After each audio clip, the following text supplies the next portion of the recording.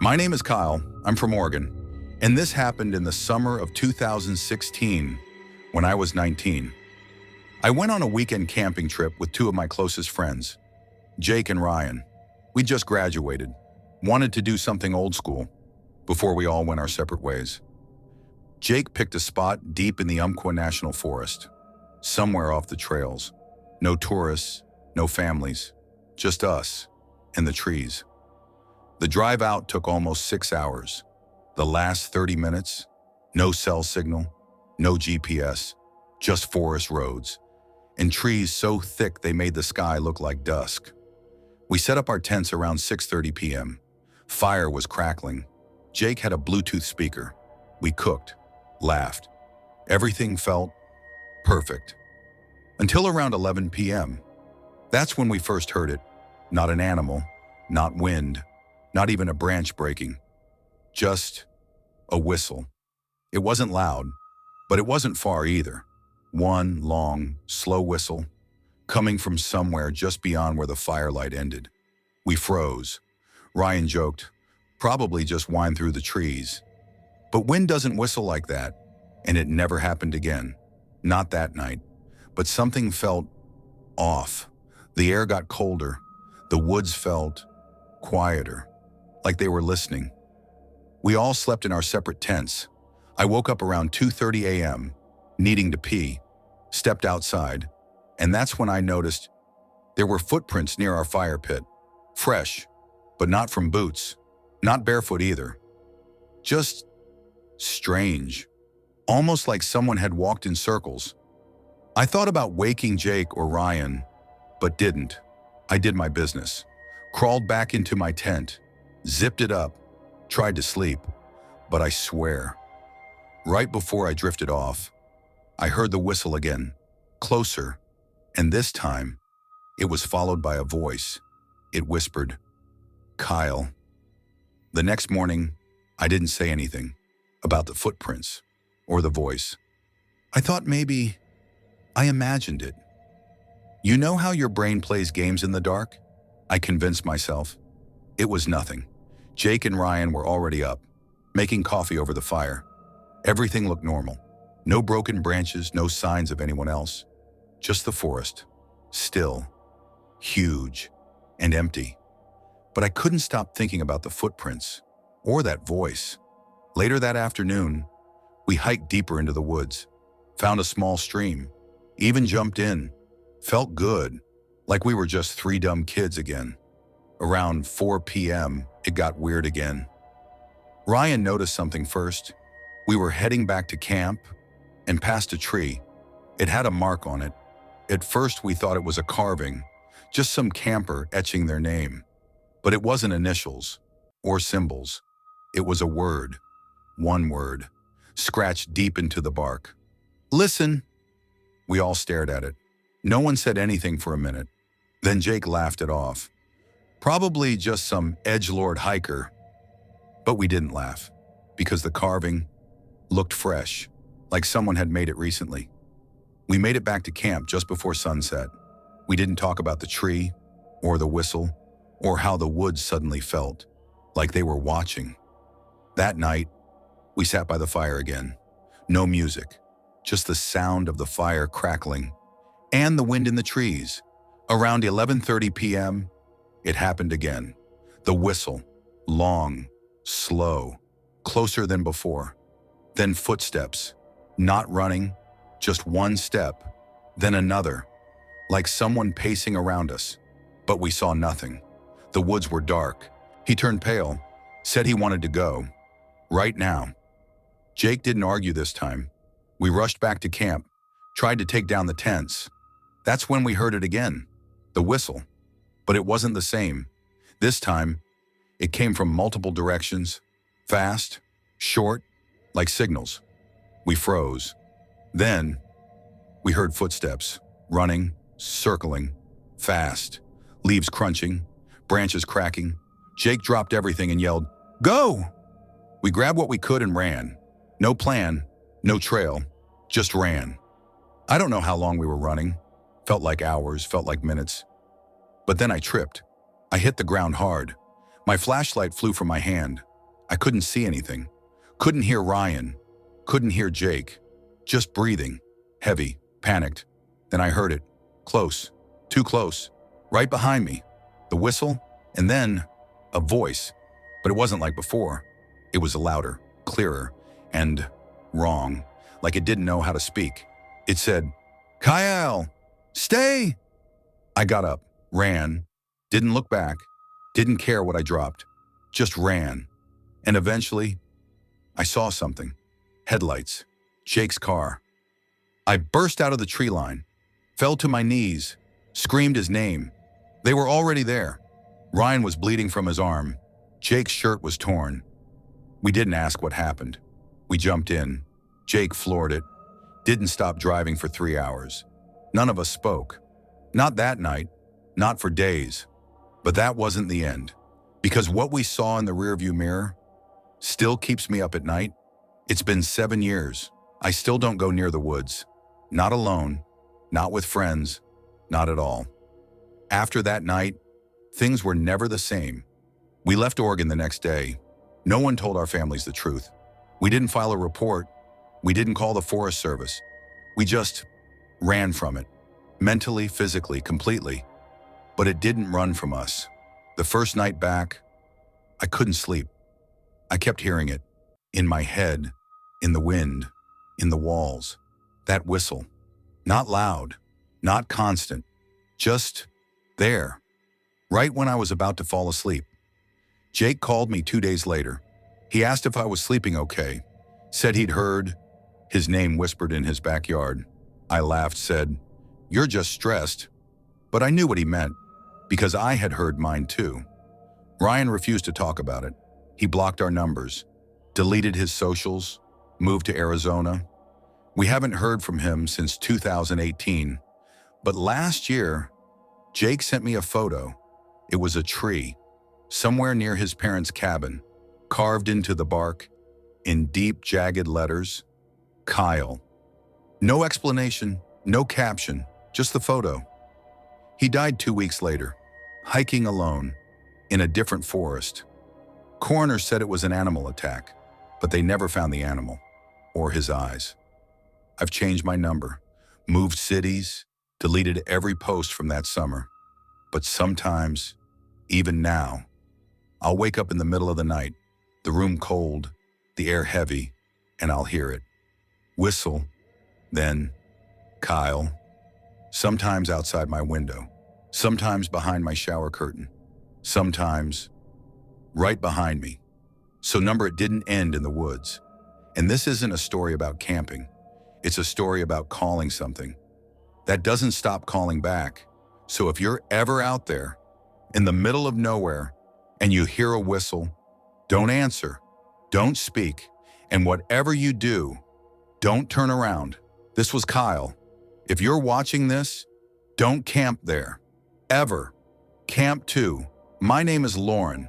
I'm from Montana. This happened in 2019, and I haven't camped since. I was with my boyfriend at the time, Daniel. We'd been dating for 2 years, wanted to get away from people, from phones, from the internet, just us in the woods. He picked a spot about 3 hours outside Missoula, near a river, totally off-grid. No reception, no rangers, just trail markers and word of mouth. He said it was a hidden gem, but something about the name stuck with me. Locals called it Black Hollow Creek. The hike-in was quiet, too quiet. No birds, no wind, just tree and stillness.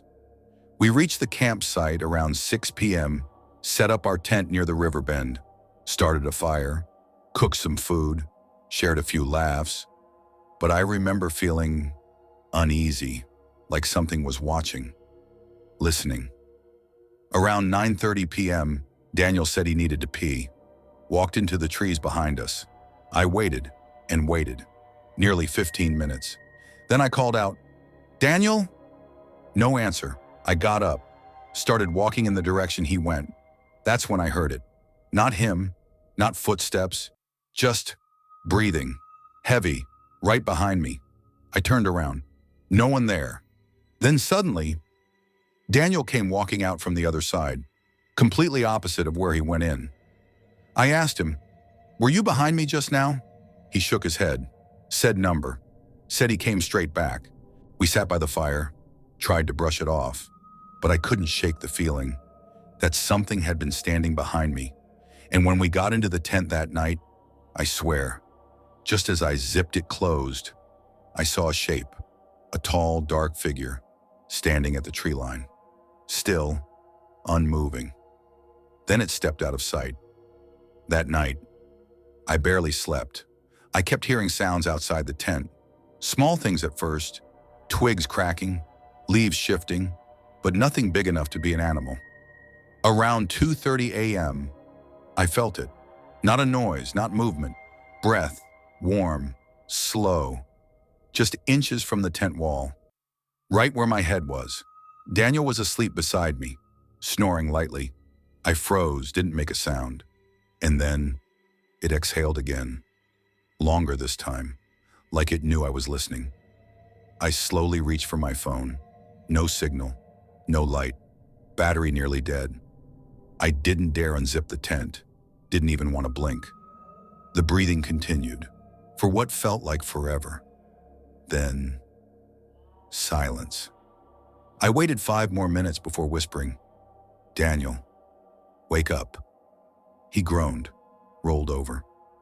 I didn't sleep again that night. In the morning, I checked the area outside the tent. The grass was pressed down, like someone had been kneeling there, right where I heard the breath. Daniel shrugged it off, said maybe a deer. But deer don't breathe that slow, that steady. They don't wait, they don't whisper. We went for a short hike to shake it off. Didn't go far, just followed the river upstream. That's when I noticed it. About 50 feet off trail, there was a clearing, small, circular, and wrong. The ground was flattened, not like from campers, but like something had been lying there, over and over again. In the middle, a pile of small bones, clean, arranged in a spiral. Daniel didn't see it at first. When he did, he stopped talking. Didn't even take a photo, just said, "We should leave tomorrow." Early. I nodded, but deep down, I knew we should have left now. Back at camp, something felt different. Not the air, not the light, the silence. It wasn't quiet anymore.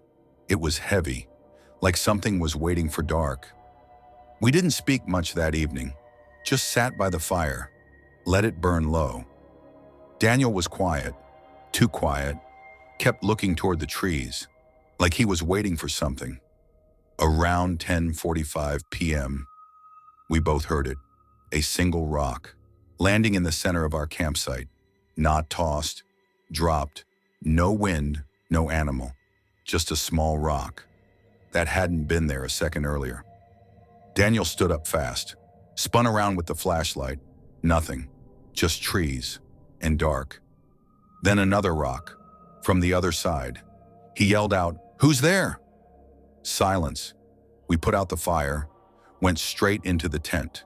Didn't bother changing, just zipped it closed and lay there, frozen. No phones, no weapons, just 2 terrified people in a nylon bag. At first, nothing, only wind in the leaves. Then, footsteps, software, padded, slow, circling. They weren't heavy, but they were intentional. 1 step, pause, another step. Then, scratching right along the back of the tent. Fingertips, dragging, not claws, not twigs, fingers. Then it stopped. We held our breath. I swear I felt my heartbeat in my ears. Then suddenly, something pressed against the tent wall. Hard, right where Daniel's shoulder was, like a hand or a face, leaning in. He didn't move, didn't speak, but I heard him whisper, "It's not walking anymore." I didn't ask what he meant, didn't want to know. And then came the worst part, a voice, right outside the tent, calm, flat, wrong. It said, "There's no one left but you two." I grabbed Daniel's hand. He was shaking. So was I. We didn't sleep. We didn't blink. Just waited. And eventually, morning came. But the fear didn't leave. Because outside the tent, we found a gift. A small pile of dirt, stacked carefully. On top of it, a tooth. We didn't pack. We just left. Left the firewood. Left the tent. Left everything. We didn't even look back at the river. Daniel held that flashlight like a weapon, but it didn't matter. Whatever was out there, it didn't need light. We hiked in silence. 6 miles, no trail markers, just instinct. Somewhere behind us, we both knew. It was still walking. We made it back to the car around 8 a.m. Still no signal. We drove. Fast. Windows down. Music up. Anything to drown it out. But silence followed us. 2 days later, Daniel started sleepwalking. His mom found him outside one night, standing barefoot in their backyard, facing the woods. Not moving, not speaking, just standing. He didn't remember it the next morning, but I did, because the same night, I woke up to a whistle outside my window, low, slow, exactly like in the forest. I live on the 3rd floor. Over the next few weeks, we stopped speaking. Daniel changed, started twitching, started hearing things. He said, "It's in the static now." I didn't ask what he meant. I didn't want to know. He was last seen walking into Flathead National Forest, alone. Search teams found his phone and one of his shoes. Nothing else. That was 4 years ago. Sometimes I hear him. Sometimes I hear the breathing. Sometimes I feel the pressure on my tent wall, even though I'm in my own bed. I don't camp anymore. I don't hike. I don't go near trees. And if I do, and it ever gets too quiet, and you feel the air get colder, leave. Because sometimes the forest doesn't want you to leave. And sometimes it follows you home. This was Lauren. If you hear a voice near your tent, don't answer. Camp 3. My name is Ethan. This happened in 2015 in northern Alberta, Canada. I was 21. A few college friends and I decided to go camping for the weekend. Just 3 of us, me, Chris, and Devin. Devin knew this isolated forest area through his uncle. No campgrounds, no other hikers, no cell towers, completely off-grid. We brought our own tents, food, even a flare gun, just in case. The plan was simple: get lost in nature, disconnect, recharge. We arrived late afternoon. The drive-in was rough, muddy dirt road, almost no signs, and trees so thick they blocked the sun by 6 p.m. We hiked about an hour in before we found a small open patch near a dried-out creek. No paths, no trash, no fire rings. It was untouched. Chris said, "This is perfect. No people, no noise." He was wrong about the second part. The first night was uneventful. Normal stuff. Campfire, dumb stories, cheap beer. We crashed around midnight. I fell asleep listening to owls in the distance and the sound of wind moving through pine needles. But around 3 a.m., I woke up, not from a sound, from a feeling, like I wasn't alone. I sat up slowly, unzipped my tent just a few inches, looked out toward the fire pit. Nothing. Then I turned my head slightly, and I swear, there was someone standing near the trees, just past the light from the dying fire, not moving, not saying anything, just standing. I froze, watched for at least 30 seconds. Then, the figure took a step back and vanished into the trees. I didn't sleep again that night. The next morning I told the guys. Chris laughed it off. Devin didn't. He looked at me and said, "You sure he walked away? Not toward us?" We tried to play it cool the next day. Devin said it was probably a poacher or a hunter passing by, but poachers don't just stand and watch, and they don't show up in the middle of nowhere without a sound. By afternoon, it started getting windy. We couldn't hear much beyond the rustling trees. We stayed close to camp, built the fire earlier. Tents zipped, food sealed, everything by the book. But I still felt it, that pressure, like the forest had changed. Around 9:30 p.m., Chris stepped away to pee, took the flashlight, went maybe 20 feet behind the tents. We kept talking, me and Devin, until we heard him scream. Loud, panic in his voice. We bolted toward the sound. Chris was on the ground. He'd tripped over something. We helped him up. He looked pale, shaken. He said, "Someone just whispered behind me." Devin asked, "What did it say?" Chris stared at us, eyes wide, voice low. "It said my name." We searched around with flashlights. Nothing. No footprints, no animals, no gear missing. But when we got back to the campfire, something was different. Near the edge of the site, a tree had a deep scratch on it, vertical, clean, fresh. It hadn't been there earlier. And below it, half buried in leaves, a boot print, not ours, too big, and barefoot inside it. That night, we all slept in one tent. Devin stayed awake with a knife in his hand. Chris whispered every hour, "Did you hear that?" I didn't want to answer, because I did hear it. Leaves, branches, breathing, circling us. And just once, something brushed the tent fabric from the outside. But we didn't move, didn't unzip it, didn't speak, because we knew, whatever it was, it didn't want to come in. It wanted us to come out. We left the tent around 7 a.m. No one had really slept. Devin looked dead silent.